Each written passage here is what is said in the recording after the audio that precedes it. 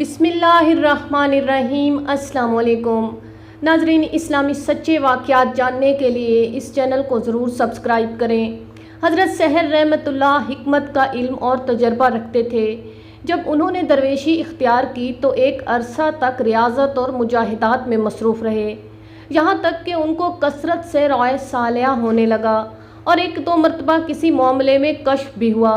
حضرت سہل کے دل میں یہ خیال گزرا کہ وہ مرتبہ ولایت پر فائز ہو گئے ہیں۔ ان کا یہ خیال آہستہ آہستہ تکبر کی حد تک پہنچ گیا۔ اللہ تعالیٰ کو اپنے خاص بندوں کا گمراہ ہونا پسند نہیں، چنانچہ حضرت سہل رحمۃ اللہ کے دل سے یہ خیال دور کرنے کے لیے ان کو الہام ہوا کہ تم خراسان جاؤ، وہاں کے ایک رئیس کی بیٹی جنون میں مبتلا ہے، اس کا علاج کرو۔ حضرت سہل رحمۃ اللہ الہام ہوتے ہی خراسان کی طرف چل پڑے۔ انہوں نے لوگوں سے اس رئیس کا پتہ دریافت کیا تو انہوں نے ایک عالی شان محل کی طرف اشارہ کیا۔ آپ محل کی طرف گئے تو کیا دیکھتے ہیں کہ ایک وسیع و عریض قصر ہے، جس کے سامنے ایک باغ میں کچھ آدمی گشت میں مصروف ہیں۔ حضرت سہل رحمۃ اللہ نے ان سے کہا کہ میں طبیب ہوں اور اس رئیس کی دیوانی بیٹی کا علاج کرنا چاہتا ہوں۔ ان میں سے ایک شخص نے غور سے حضرت سہل رحمۃ اللہ کی طرف دیکھا اور کہا، میاں معلوم ہوتا ہے کہ تمہارا دماغ جل گیا ہے، اپنی موت کو دعوت دینے تم خود یہاں تک پہنچ گئے ہو۔ ذرا اس قصر کی دیوار سے اندر جھانک کر تو دیکھو۔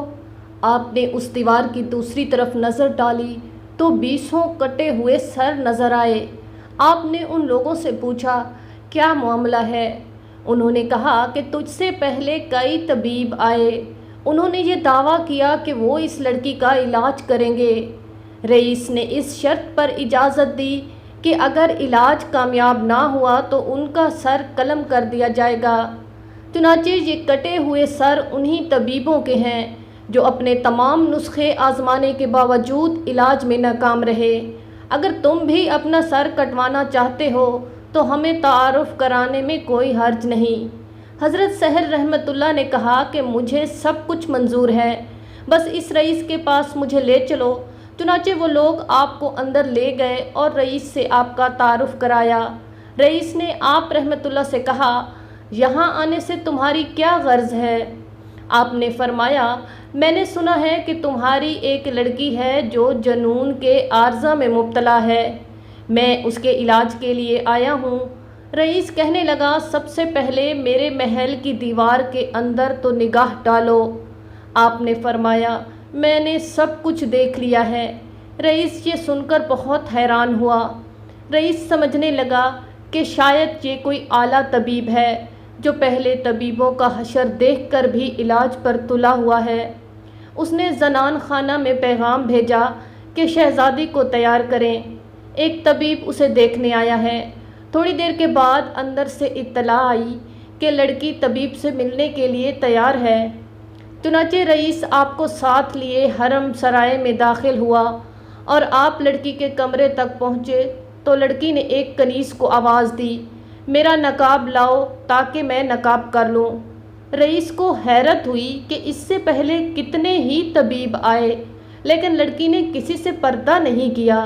نہ جانے اس طبیب میں ایسی کیا بات ہے، وہ اپنے خیالات کو ضبط نہ کر سکا اور لڑکی کے سامنے ان کا اظہار کر ہی دیا۔ لڑکی نے جواب دیا، وہ مرد نہیں تھے، مرد تو یہ ہے، جواب میں کہا۔ رئیس لڑکی کا جواب سن کر بہت حیران ہوا اور اس کی سمجھ میں کچھ بھی نہ آیا۔ حضرت سہل لڑکی کے قریب گئے اور السلام علیکم کہا۔ اس نے جواب دیا، وعلیکم السلام پسر خاص۔